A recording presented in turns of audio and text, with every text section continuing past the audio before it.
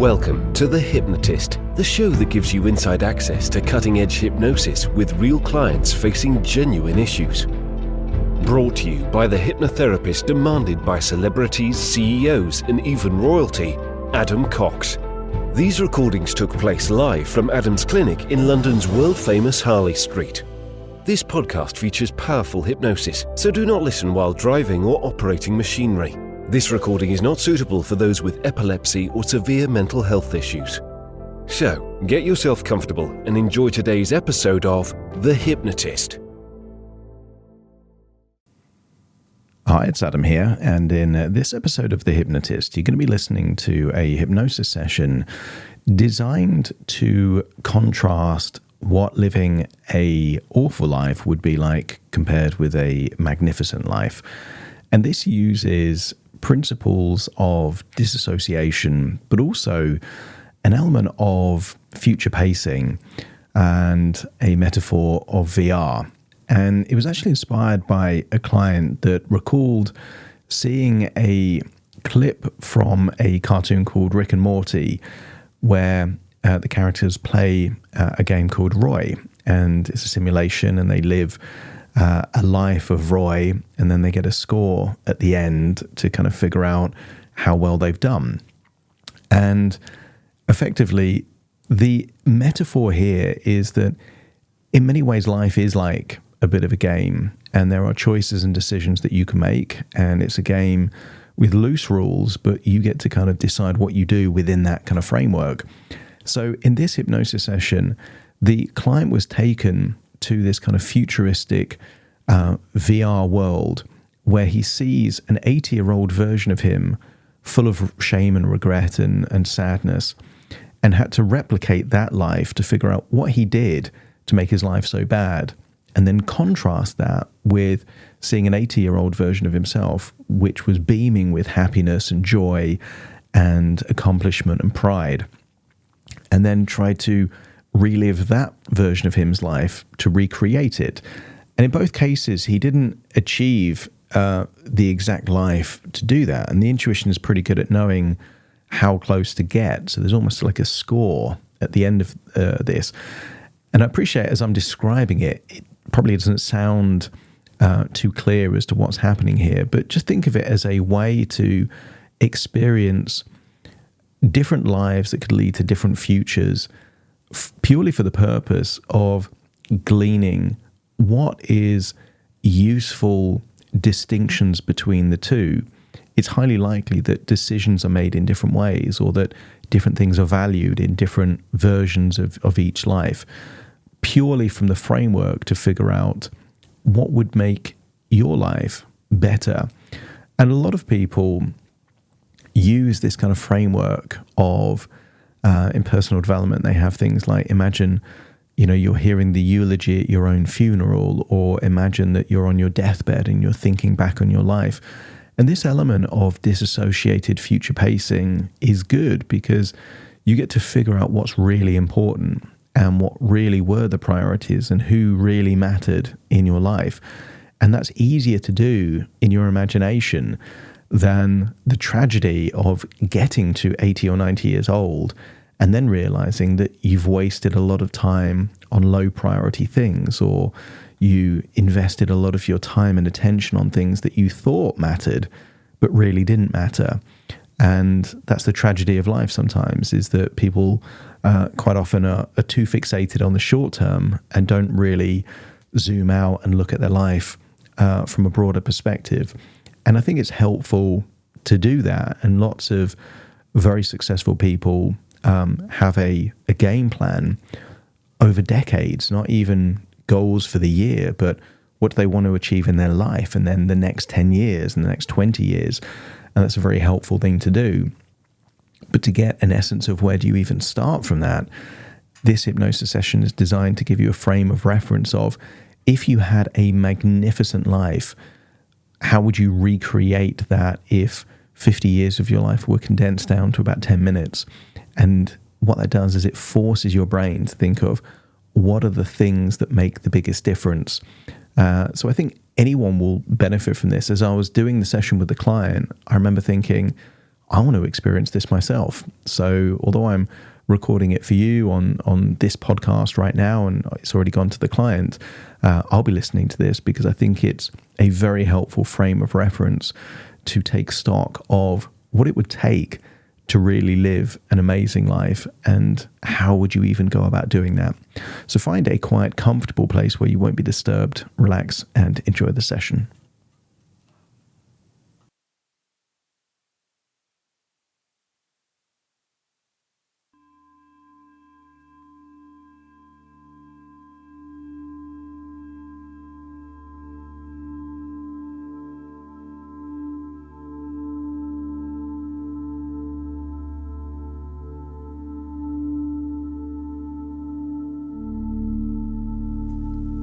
Take a deep breath in, and as you breathe in a resourceful feeling of calm and relaxation, and as you exhale, just allow any feelings of stress, worry or tension to feel breath by breath. Slowly but surely they are leaving your body in your outward breath. Breathing in whatever you consider to be resourceful: strength, confidence, acceptance, even relaxation. Imagine breathing in that feeling of resourcefulness on the inward breath, and as you exhale, get a growing sense that anything unresourceful is leaving your body. And that may be anxiety. That may be echoes of tension from the past. Maybe it's the weight of expectation. Maybe shame. Feel like these things are leaving your body as you breathe out. Breathing in resourcefulness, exhaling unresourcefulness. And sometimes it's helpful to attach a color. So allow your imagination to think of a color that best represents resourcefulness. Maybe a bright color, or maybe just glowing bright white light. And as you breathe in that feeling of resourcefulness, allow it to do its work and feel a feeling of resourcefulness. And as you exhale, think of a color that would represent any emotions holding you back. Maybe frustration has a color, shame has a color, anxiety has a color, and just see those colors or shades leaving your body every time you breathe out, enabling you to not only feel deeper and deeper relaxed, but to feel more and more resourceful with each and every breath. As you breathe in and breathe out, I want you to use the power of your imagination to imagine a giant floating bubble. I want you to imagine the bubble is transparent, but that anything in the bubble is invisible. Even the bubble itself is only visible to you, invisible to anyone and anything else.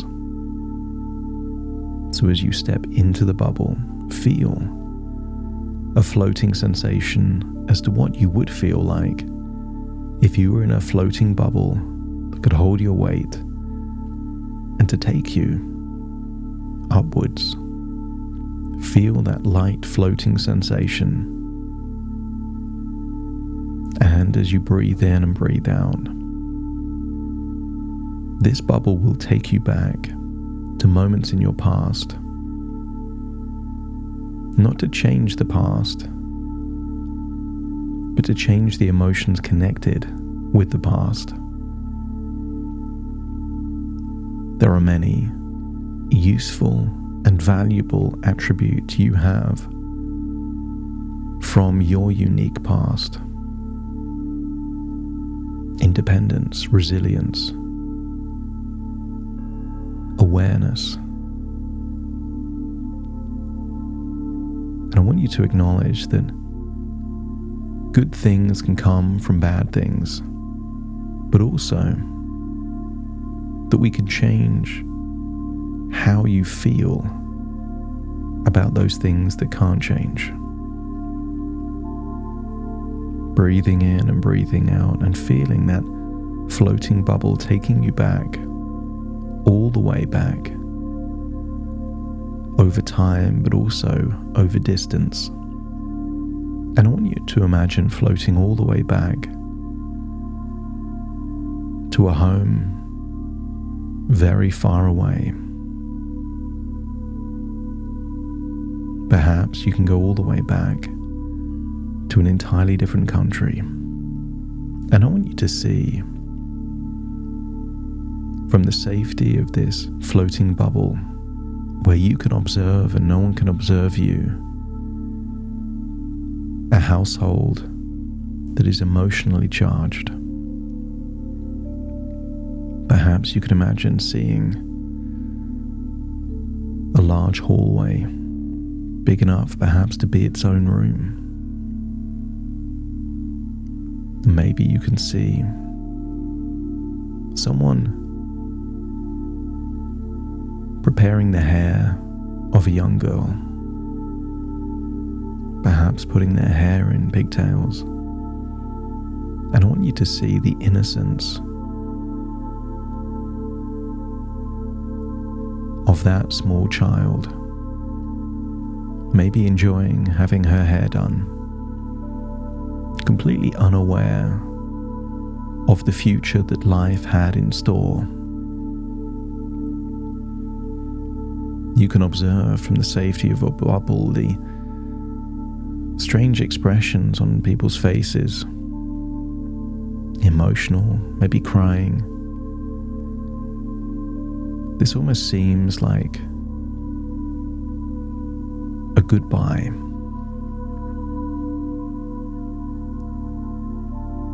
And I want you to follow from that floating bubble that small girl, the younger version of you, perhaps just 5 years old. While she is still in that building, in that country, before significant life changes. And when you see that girl looking relaxed and on her own, I want you to imagine it's now time to leave the bubble. And imagine freezing time for everyone else apart from you and that little girl, that younger version of you.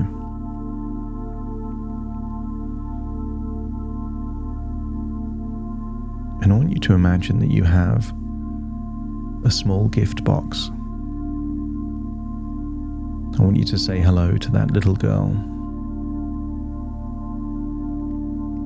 Tell her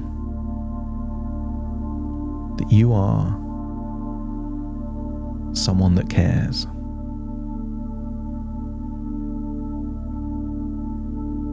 I want you to build rapport with that little girl, whichever way feels natural.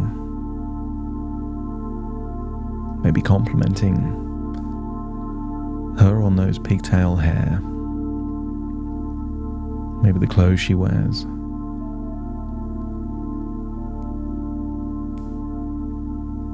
And as you start to get to know this little girl, I want you to tell her that you are there to listen and you are there to help. And you ask her if she has any questions about all of the emotion, or maybe she's overheard certain things. And if she has any questions, then answer them. But I want you to tell that little girl that she is strong, she is loved,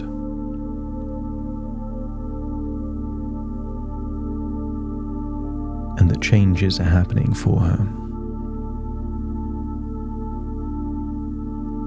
And I want you to imagine telling that girl she can see you and you can see her. What will happen over the next few years? Not to scare her, not to upset her, but to help prepare her.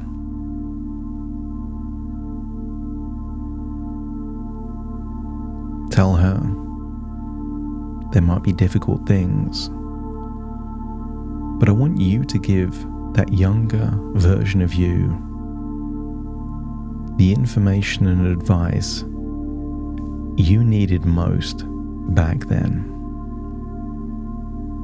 What words would have helped you to deal with the change and uncertainty? And imagine saying those words. And then briefly take the perspective of that younger version of you and then hear those words as if you were that girl at that age. What did you need to hear?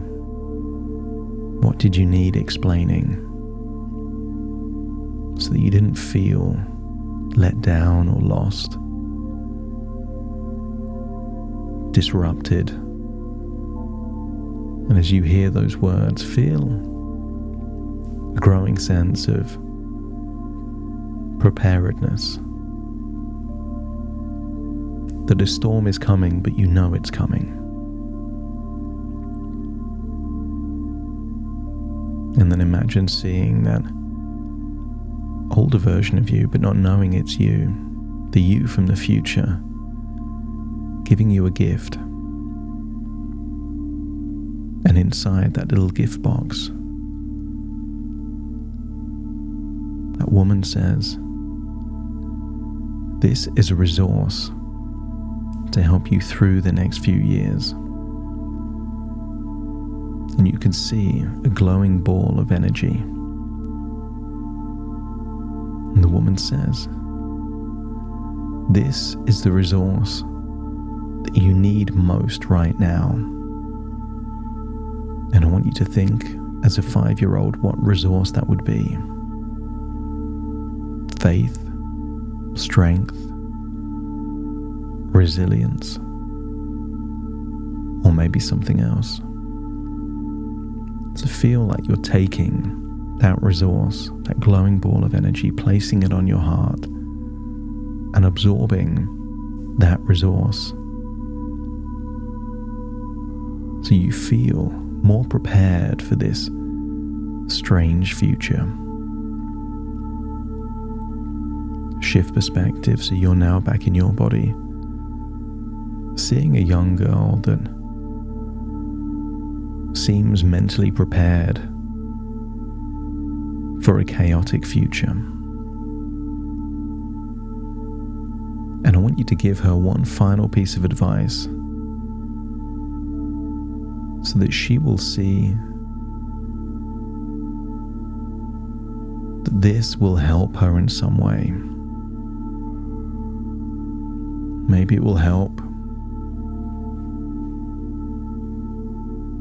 with that resilience, with problem solving, with self-belief. And as you share that wisdom, give her a hug. Tell her she is worthy, she is loved, and that you will be there to protect her.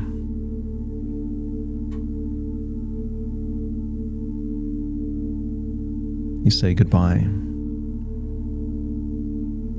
and then you climb back in your bubble.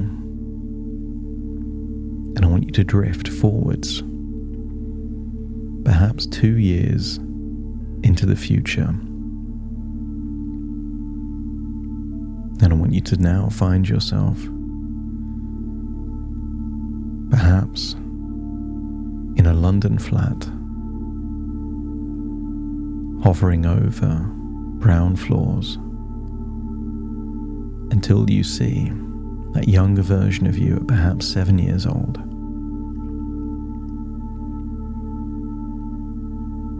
And when you see her, perhaps in her bedroom, playing or just reading, imagine freezing time again, so time only exists for you and the younger version of you. You leave the bubble and you say hello.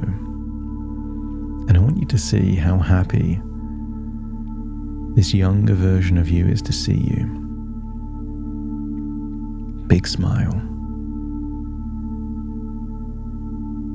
She leaps up, gives you a hug.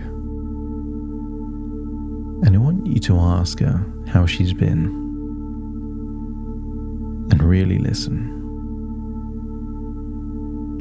Listen to what's good, but also listen to some of the challenges, the fears. Listen to it all.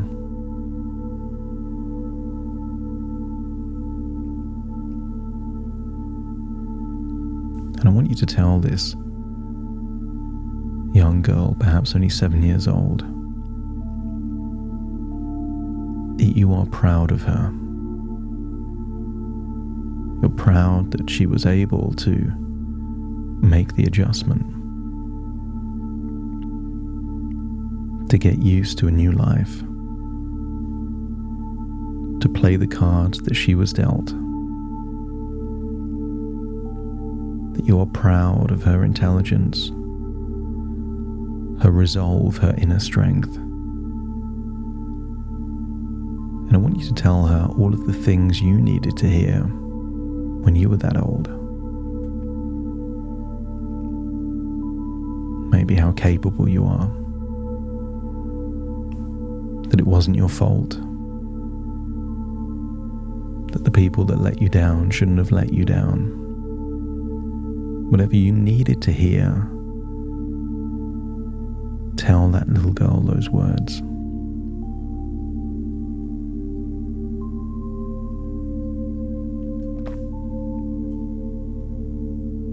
And then I want you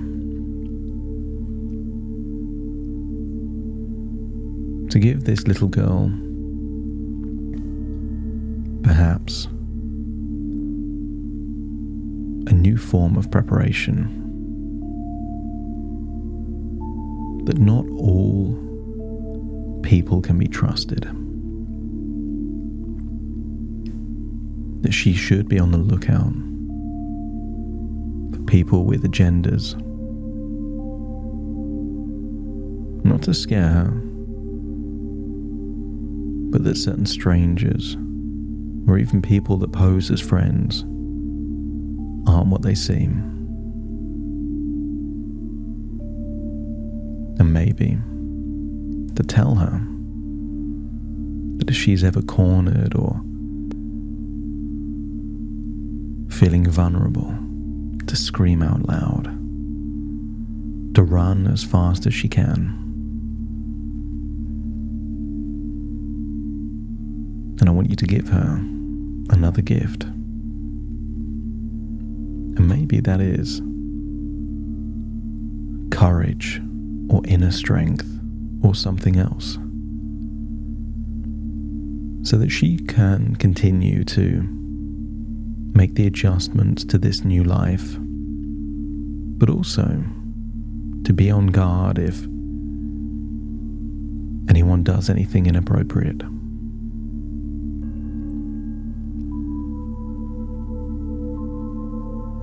Tell this 7-year-old girl that she is worthy, she is loved, she is important. And I want you to ask the little girl if she needs anything right now, any help,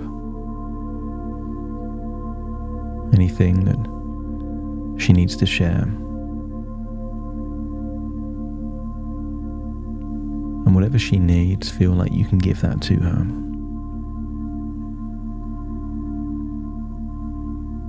Tell her that you believe in her, that she is more capable than she realizes. And then give her a hug and say goodbye. Climb back in your bubble and just let her know that you will see her soon. As you float up in your bubble, you go forwards perhaps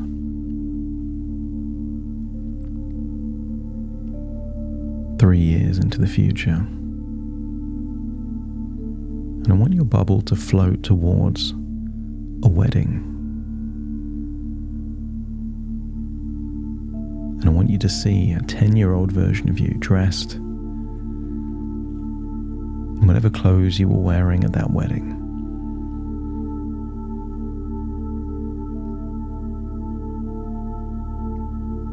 And when she's on her own, pop out of your bubble, freeze time for everyone else.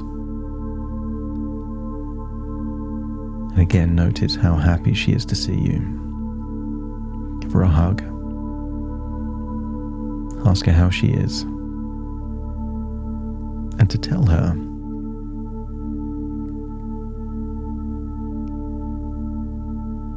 that you will help protect her. Unfreeze time and climb back in your bubble, being entirely invisible, and follow this 10-year-old version of you around up until the point where something inappropriate happens. You see this 10-year-old version of you in a vulnerable position. But I want you to notice that something's changed. See her screaming out loud. And then see the shocked face of the person involved. And even before you can do anything, this 10-year-old version of you has run away. But you're still there. At your current age, with all your wisdom, you are there. And I want you to freeze time for everyone, apart from you and this strange man at this wedding.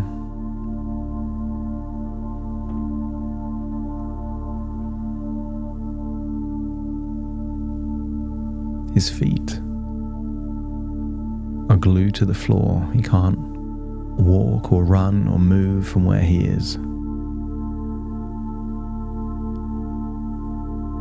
And I want you to say all the things you would have wanted to have said.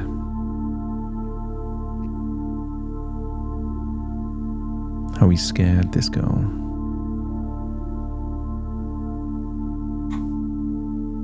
What he's doing is wrong. Anything else that comes to mind, just tell this man. Feel your voice strong, powerful. Any emotions, let them out. Directed at this person only. You see, not an intimidating man, but a cowardly opportunist, looking for easy prey, not expecting to see a full-grown woman. I want you to imagine that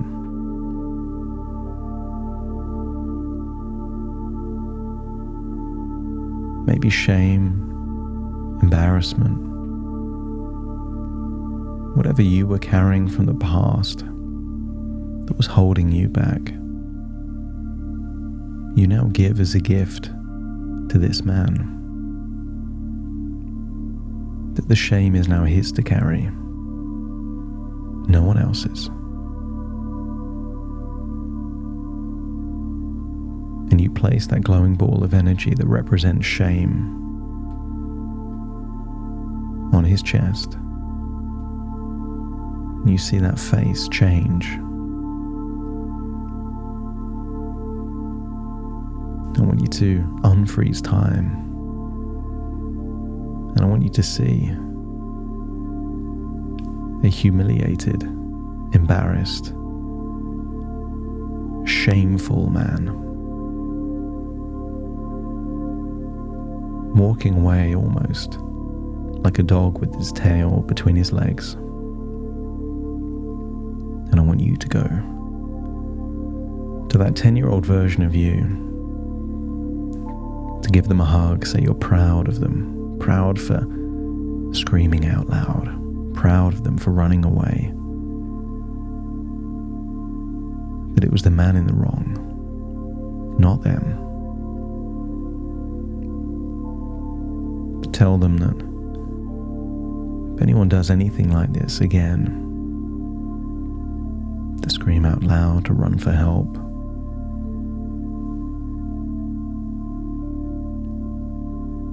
give them whatever reassurance, wisdom, insight you feel that they need. But most of all, give them a hug. Tell them this has nothing to do with them. And you're proud of how they held themselves courageously. That they didn't need to hide or be unappealing. Tell them they look beautiful, dressed in those wedding clothes.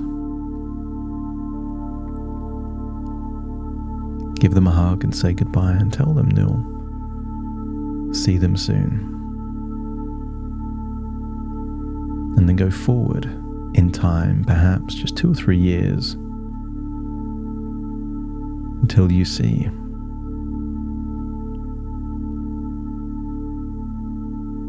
that 12 or 13-year-old version of you.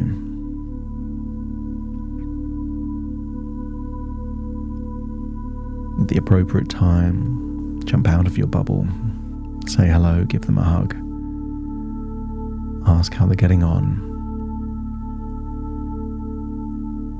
but also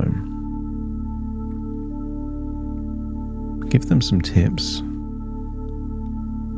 as to how to deal with perhaps someone that is playing games.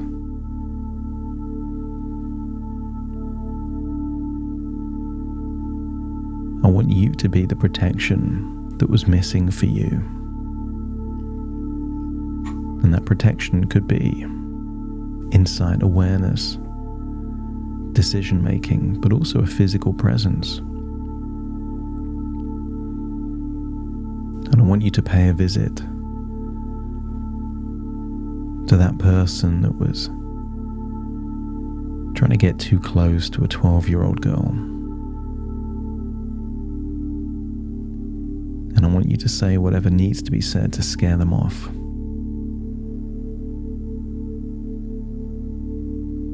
To make them think, perhaps reevaluate their life decisions, but to definitely stay well away from that 12 or 13-year-old version of you. But before you leave this place, there's one more person to visit. I want you to find your mother when you were that age at 12 or 13.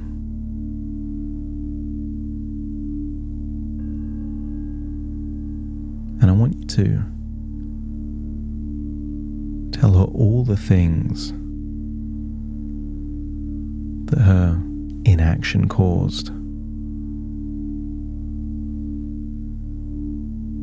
And as you give her that information, I want you to give her a resource. The resource, perhaps, to enable her to be the mother you needed, but didn't have.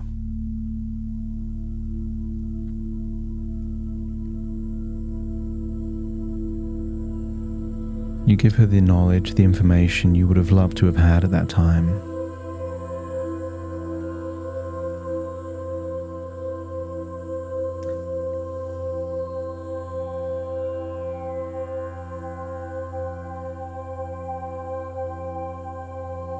And maybe there's other things that need to be said. Any frustrations, let them out. Any anger, let it out. Whatever needs to be said, say it.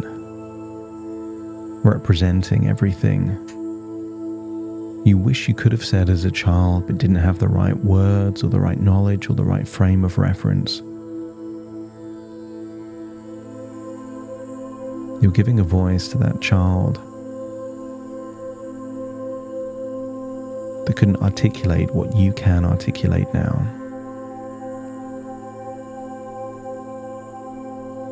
And maybe you can help her to see that she's stronger than she thinks.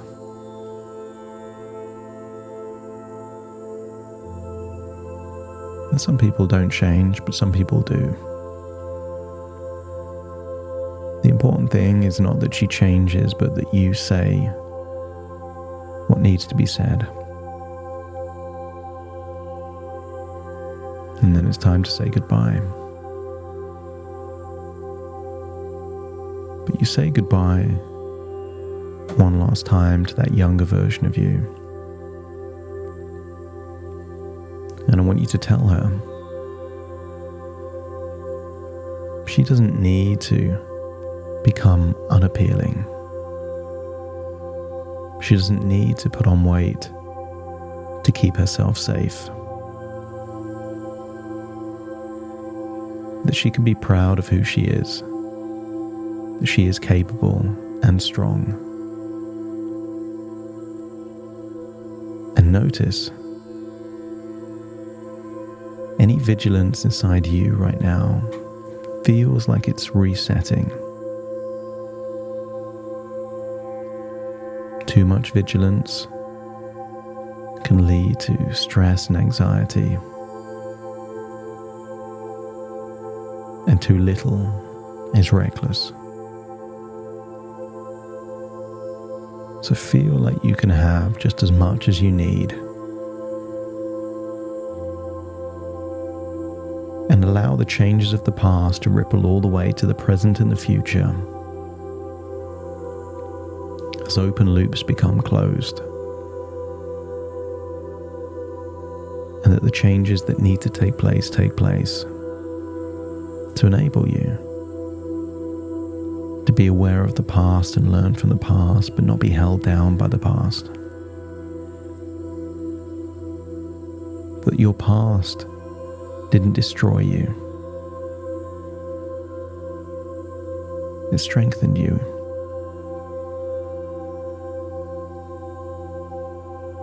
That every cloud has a silver lining. And for those things that you were let down, probably gave you a feeling of self-resourcefulness. The disappointments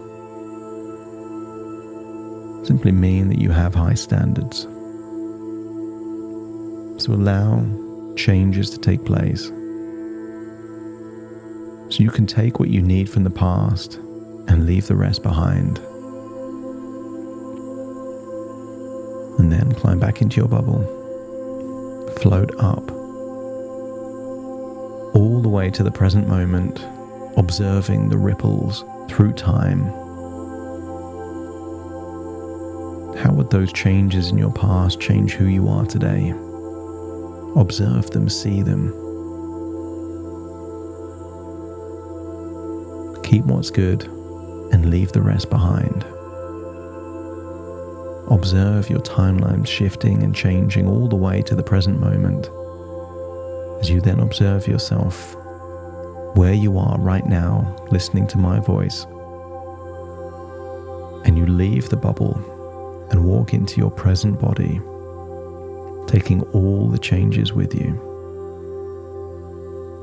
As you now take a deep breath in through your nose and out through your nose. Wiggle your fingers, wiggle your toes, feeling that when I count from 1 to 10, a new version of you will awaken. An empowered, positive, optimistic version of you. Starting to count. 1, 2, 3, waking up. 4, 5, 6, more alert. 7, 8, open your eyes, open your eyes. 9, 10, wide awake, wide awake, wide awake.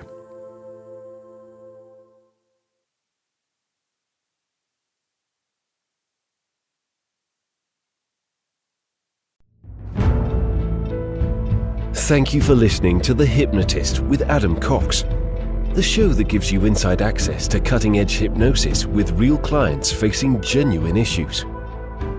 To automatically receive the latest episodes, please subscribe.